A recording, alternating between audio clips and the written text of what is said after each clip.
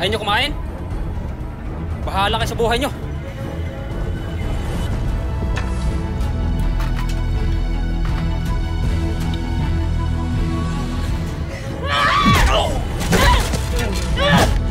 Mimay! Takbo din! Anak! Bilis! Bilis, anak! Saan kayo pupunta? Hindi kami lalaban. Anak!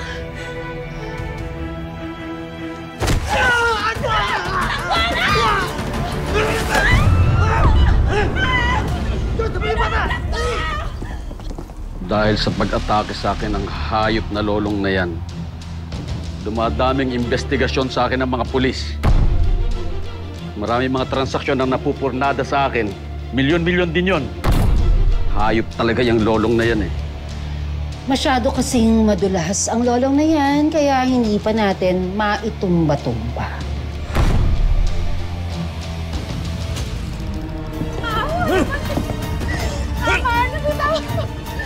Takas pa kayo, ha?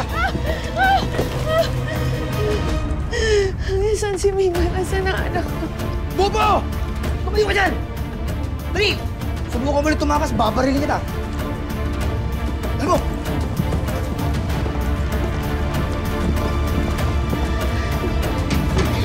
Mimay! Lolo! Lolo! Lolo! Tulungan niyo po kami! Si Daddy, sinasaktan niyo po si Mami! Oh my God!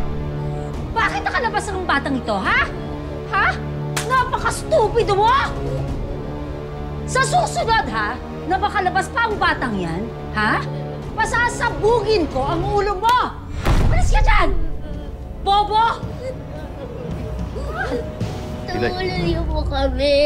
Ilayo mo sa akin itong batang to. Importanteng pinag-uusapan namin ni Don. Ilayo ninyo to! Lolo, please! Lolo! Ay, lintik kang bata ka! Wala kang respeto, ha! Bastos!